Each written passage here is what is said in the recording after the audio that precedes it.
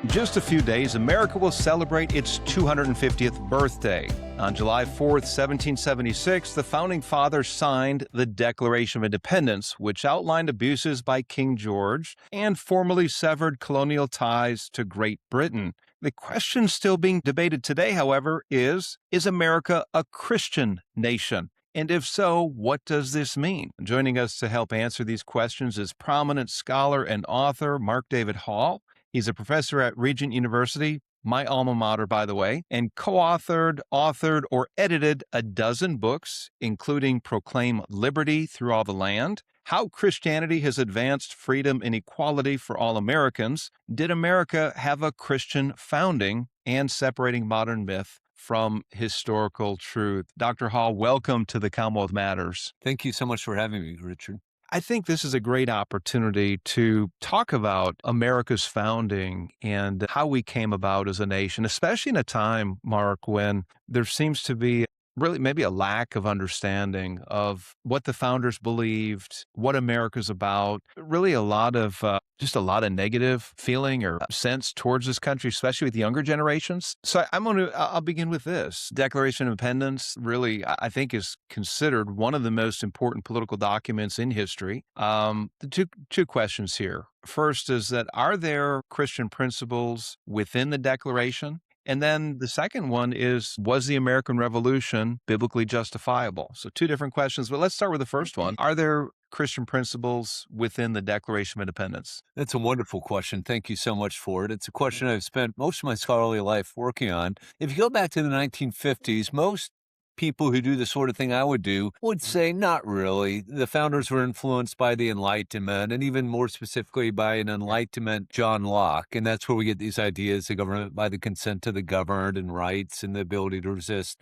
tyrannical rulers. However, I've argued in a number of books that, in fact, all of these ideas, everything we associate with Lockean liberalism, was developed within the Protestant tradition of political reflection, especially the Calvinist tradition of political reflection. And you see this well before you get to Locke's second treatise of government. You see it in Calvin, you see it in Knox, you see it in Buchanan and Ponet.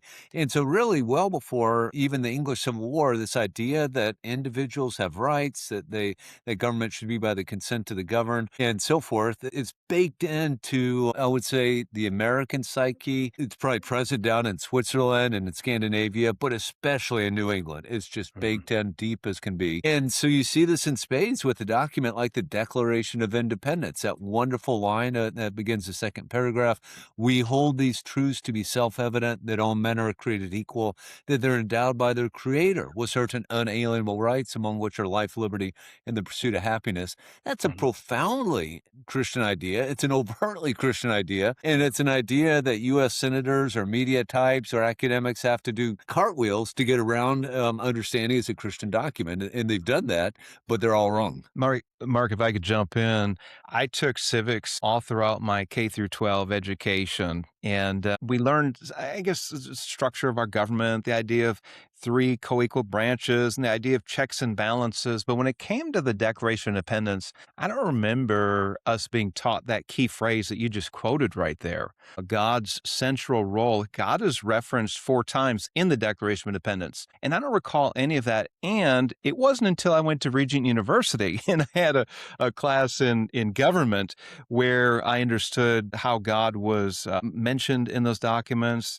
something about Christians and their influential role in shaping our founding documents. And it was like having two different history classes, if you will, my secular public education, not just in high school, but in college as well. Never heard about God having being acknowledged, God as the source of our rights and our freedoms, why we have 3 co-equal branches and checks and balances. And so that's kudos to what you and your colleagues are doing at Regent University. But we need an education that digs into the truth, and otherwise we're really not really doing a service to young people today, are we? Just some commentary there. I just wanted to add that. Yeah, no, it's commentary that I agree with 100%. A few years ago, I went through every American history textbook I could get my hands on, Mhm. intended for either high school seniors or college freshmen. I Yeah, went through them yeah, pretty carefully with respect to religion, religious liberty, church state relations. And about the only thing any of them said when it came to the American founding was that America's founders desired to strictly separate church and state, to build a wall of separation yeah, between church and state. Maybe there'd be a reference to Thomas Jefferson and Patrick Henry being deists, but that was about it. So you could be an excellent student. You could actually be going to a Christian high school. And yeah, if your Christian high school is using one of these books, you could be excused for coming away without recognizing the profound influence of Christianity in the American founding and really from the early colonies yeah. pretty much until the present day. Christianity has had a massive influence in American society and politics. It's only really, I think, over the last 40 years that there's been almost a conscious attempt to downplay it or Mm, to yeah. reimagine it as a very negative thing, right? America Yeah. has had a lot of influence of Christianity, and that's a really bad thing that we should repent of. I just think that's completely wrong. Yeah, and I agree. Moving on to the next question here. I recall hearing a sermon from a prominent Bible teacher, nationally recognized, and he gave a message about America's founding not being biblically justifiable, in particular the revolution. What are your thoughts on that? Was America's revolution biblically justifiable? So I'm pretty sure I even know who gave that sermon. Yeah, Romans 13, 1 and 2 sure sounds like Christians never get to rise up and actively resist a tyrant, right? To Yeah. paraphrase, it basically says all governing authority is ordained by God, and Christians have an obligation to obey it. For Yeah. about 12, 1300 years, the church said, okay, this means you never get to actively resist a ruler, no matter how bad he is. Yeah. If the ruler tells you to bow down and worship Baal, you say no, but that's it. You take the Yeah. consequences, Right. which goes along with the biblical models of, say, Shadrach, Meshach, and Abednego, Daniel in the lion's den. You know, these folks didn't lead a rebellion. They said no, and they took the consequences. However, the Protestant reformers, especially that reformed wing, the John Calvin, the Knox, Buchanan, and others, they developed an understanding of Romans 13 that not only permitted, but sometimes requires active Mhm. resistance. Mhm. They actually did the work of reading on to verses 3 and 4, which in effect say that basically rulers punish those who do evil and reward those who do good. Well, the obvious question this raises, what if you have a quote unquote ruler who is just routinely punishing good people and routinely rewarding bad people? Well, you know, it's a debate we could have today. I've had a debate with Christian ministers about whether or not, you know, what Romans 13 requires. Let me just assure you, though, that among Protestants, especially among Reformed Protestants, it ceased to be a debate within 100 years of Calvin writing the Institutes of the Christian Religion. All of them were convinced that it's biblically permissible to resist a ruler who becomes a tyrant. The only interesting question in the American context is, does George III rise to the level of a tyrant? And that's where I think good Christians can disagree, even about that important question. Yeah.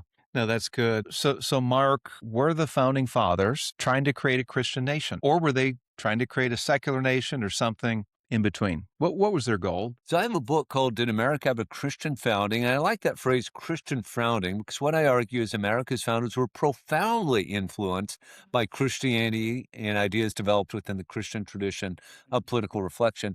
I don't like so much that language of Christian nation, America founded as a Christian nation. I know what people mean by it, but Yeah. when I hear that, it makes it sound like America is a nation founded by and for Christians. And maybe we'll put up with non Christians, but maybe we won't. Clearly, America's founders understood us to be involved in a more generous enterprise. I just love it. Throughout my book, I quote George Washington's letter to the Hebrew congregation in Newport, Rhode Island, Mhm. at least twice. So you have about 2,000 Jews in North America in the late 18th century. They have no political power, they have no economic power. And yet, George Washington writes a wonderful letter to this particular synagogue saying, look, in America, Jews, just as much as anyone else, have a right not to freedom of belief, not to freedom of worship, but to the free exercise of religion, which certainly includes belief and worship, right? So Jews are on the same level as all stripes of Protestants and Catholics, and eventually people, practitioners of other religions that would come to America later. A few years ago, was real concern as Muslim populations went into certain cities and began building mosques. And I remember the controversies about whether or not a mosque could even be built in certain cities. And I had brothers, Mark, who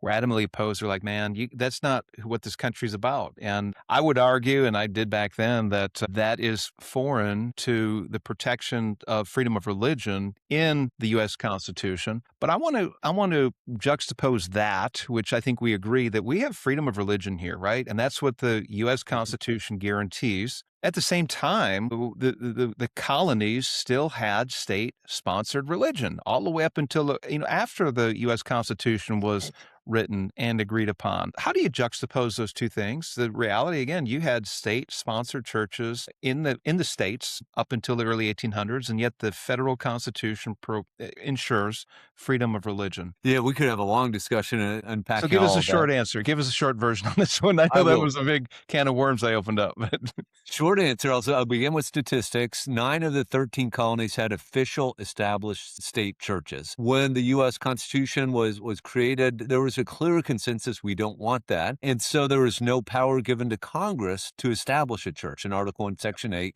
The Anti-Federalists still were worried, though. And so a series of amendments were proposed to the U.S. Constitution, including what became the First Amendment. Congress shall make no law respecting an establishment of religion. So clearly, the national government cannot create an official state church, yeah. but the states could keep them or not. And as you suggested, Massachusetts had one until 1832. That was up to the states. Now, the reason they were disestablished, I think, is really striking, and it's one you and I would be sympathetic to. What Christians in America were coming to recognize is when the government runs religion, when government tells a church what to do, this is always bad for the church. Even if it comes with tax subsidies, it's always bad for the church. Let's get the government out of religion, by which they meant Christianity, and then Christianity will flourish. Even Yeah. someone like a James Madison argues this in his famous Memorial and Remonstrance, but there are also a lot of evangelical petitions which are overt in making this argument. They say things like Christianity was far more pure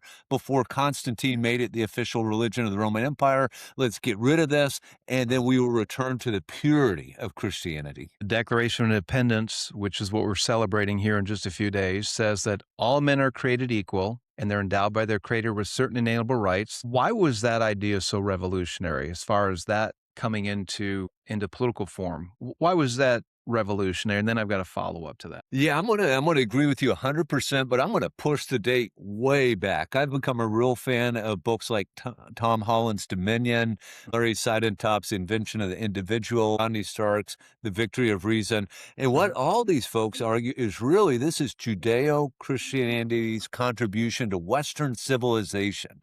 That once, especially Christianity began to spread throughout the empire, at its core, a core doctrine, not maybe the core, but a core doctrine is that all humans are created in the imago Dei. What does this mean? Well, we need to spell it out. It doesn't mean we all necessarily have to have all the same rights all the time. It might be permissible to say in America you have to be 18 to vote, but 16-year-olds can't vote, right? So you still might treat people differently. But at its core, it means we are all worthy of being treated with respect and dignity. And so an obvious question this raises in the European and American context is what about the institution of chattel slavery? Yep. And what we see in Europe is a powerful movement away from that. It takes hold in the colonies throughout the world. It took hold in North America. And yet, I think there was always a recognition that this is problematic. Yeah. The Puritans banned chattel slavery. Their abolitionist society started in the 18th century. Between 1776 and 1806, something like 8 states voluntarily abolished slavery. So the Declaration is stating something that I think is inherent in Christian political theology, that we are in important senses equal. And then what they're trying to do is figure out how this applies. And fortunately, we were going in a real good direction with respect to chattel slavery. Unfortunately, Eli Whitney invents a cotton gin in 1792, and that gives slavery a new lease on life in the American South. But there's a recognition that, yeah, fundamentally, we're all imagers of God, and that has lots of implications for law and public policy. Mark, that's really good. And that was, you answered my follow-up question about the hypocrisy of the founding fathers saying all men are created equal, and yet going on 11 years later and forming the U.S. Constitution where they allowed it. And we had, it was problematic that slavery was baked into the U.S. Constitution, and it took a bloody civil war to finally answer that question. I want to press into that just a bit further. Do you think that some of the founders who signed the Declaration and ascribed to this idea that we're endowed by our Creator with certain inalienable rights, who went on to the Constitutional Convention, had a problem with that? I know we're told that they had to compromise with the southern states in particular. Otherwise, we wouldn't have had a U.S. Constitution and would not have become the United States. Do you think that they had, or maybe in your scholarly research, found where they really struggled with that idea? If you read through the debates of the Federal Convention, it's an interesting. Nobody has a good thing to say about slavery. Mm, Everyone is highly critical of it. Even the slave owners are highly critical of it. yeah. People didn't want it. They didn't like it. They thought it was on the way out. I've already mentioned there's a movement afoot already among the states. But here's a real telling story. In the middle of the summer of 1787, Mhm. the Constitutional Convention is meeting in Philadelphia. The Confederation Congress is meeting in New York. Three delegates went from Philadelphia to New York so that Congress would have a quorum. This Congress had passed the Northwest Ordinance, which banned the movement of slavery into the Old Northwest. Those states that became Ohio, Wisconsin, Indiana, Illinois, Michigan, and then parts of Minnesota. I got confused for a minute, but we're never going to have slavery in these states. And then at least one of these delegates came back to Philadelphia and informed everyone of this. And I think what that did is it really reinforced the idea that slavery is on the way out. Yeah. We don't have to decide it right now in the summer of 1787.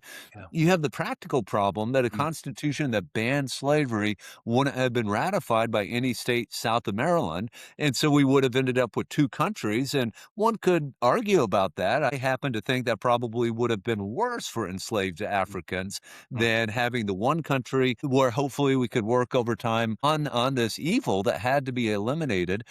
I think as Americans, we sometimes think, well, of course, we had to have a civil war in order to end slavery. You actually have slavery all over the globe. In three cases was it ended by a bloody civil war, but that also means in plenty of other instances, it was ended without a bloody civil war. So I don't think we should assume that civil war was inevitable. There were possible compromises that might have been reached to address this grave evil, far short of a civil war that ended up costing like 600,000 Americans their lives. I'd like us to touch on some of the major concepts that the founding fathers came up with and try to help us get our minds around what they mean.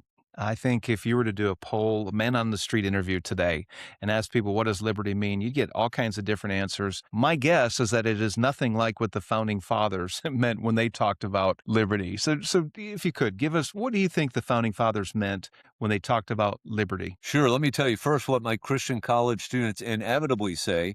They say liberty is a freedom to do whatever I want except for punch you in the nose, right? Hmm. My freedom ends at your nose. Yeah. That's a very mid-19th century John Stuart Mill approach to liberty. It is Yeah. not the American founders' approach to liberty. Basically, they understood liberty is a lack of restraints such that one could do what is right. Yeah. But the idea that you had a right to do a wrong was just alien to them. James Wilson, the great jurist and framer of the Constitution, used this as an epigraph of his law lectures. Law without liberty is tyranny. Liberty without law is licentiousness.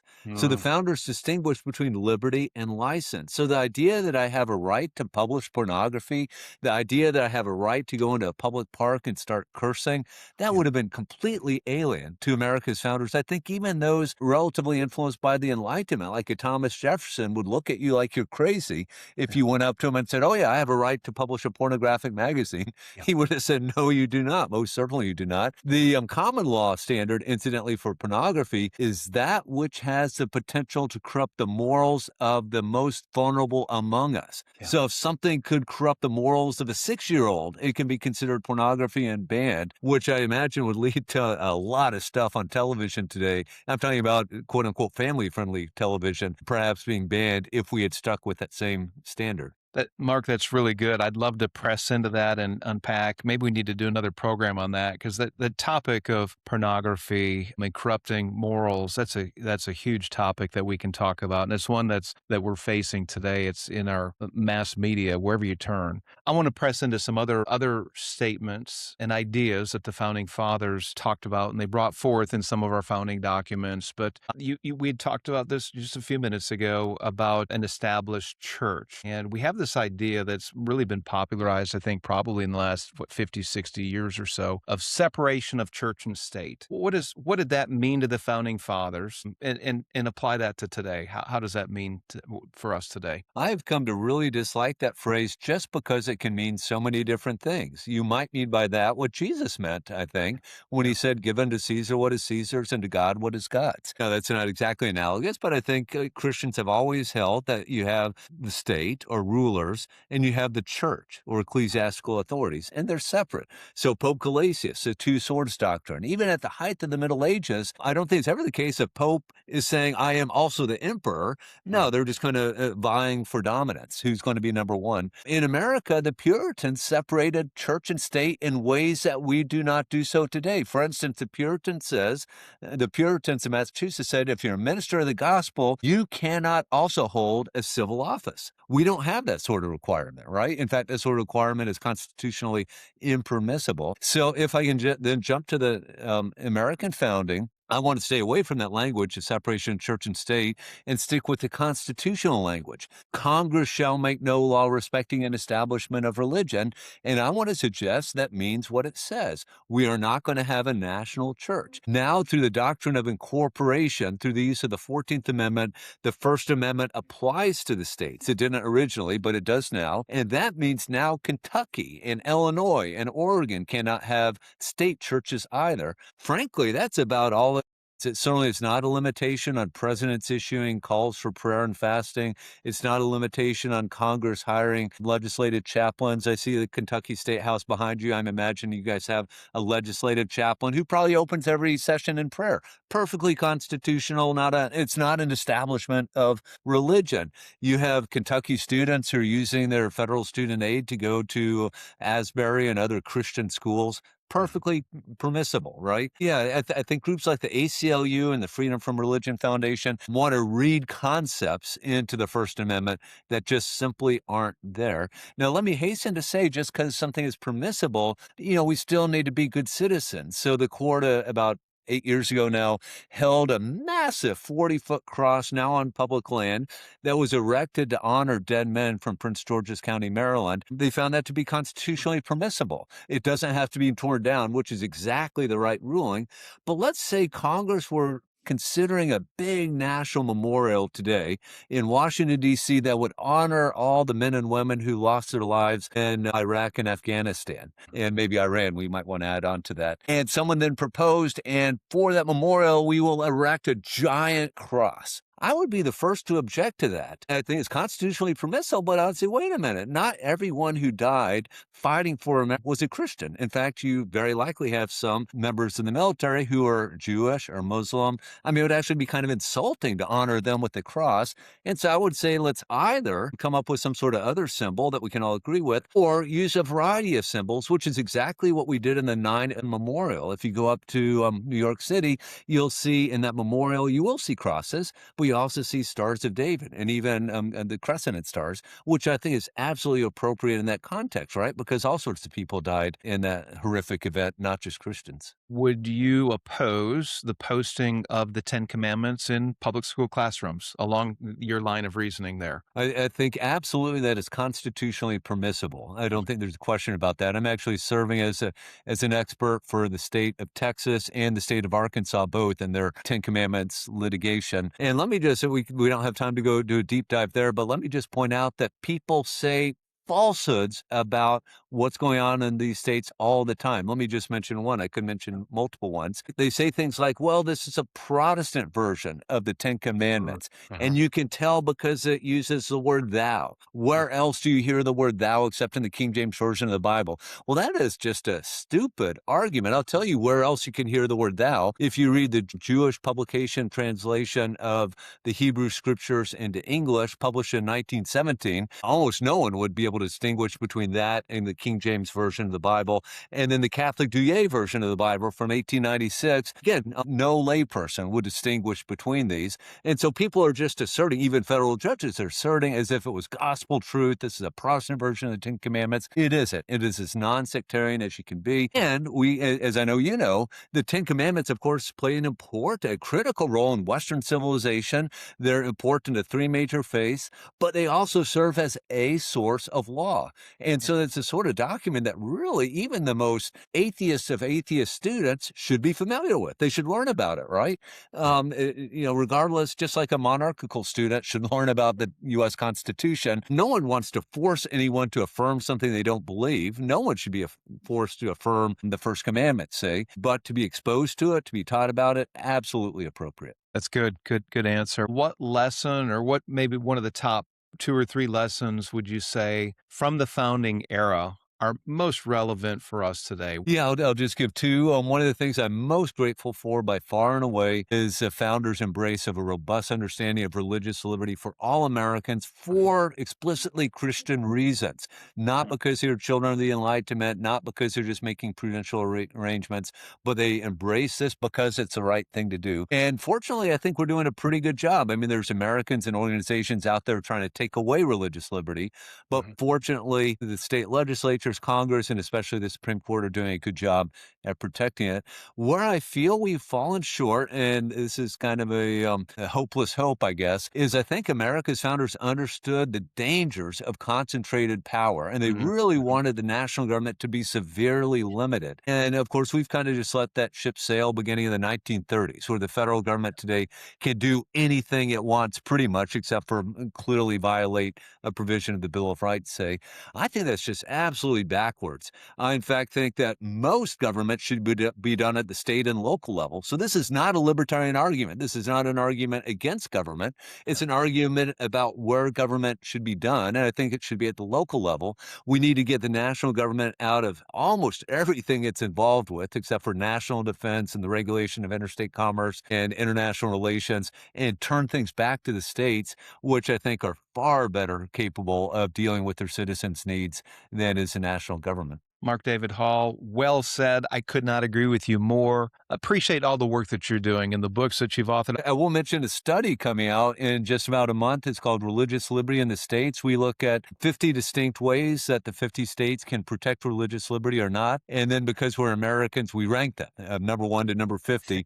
And so we'll release the new results in July. And I hope everyone interested in state politics will look at it and see where your state does well, where your state does poorly, and maybe get some stuff done. One of the striking features of that study, you might think religious liberty is a straight red state versus blue state thing. It isn't. Illinois actually is ranked number 3 in the nation. Uh, Red West Virginia is ranked dead last. Now, it's true. It tends to be the red states that are passing new religious liberty legislation. And so they tend to be rising in the ranks. But it's a complicated story. And I'd encourage your listeners, your viewers to tune in about a month when we release this study. Sounds good. Mark David Hall, thank you so much for joining us on the Commonwealth Matters. God bless, and we'll be in touch. Thank you. Great seeing you, Richard.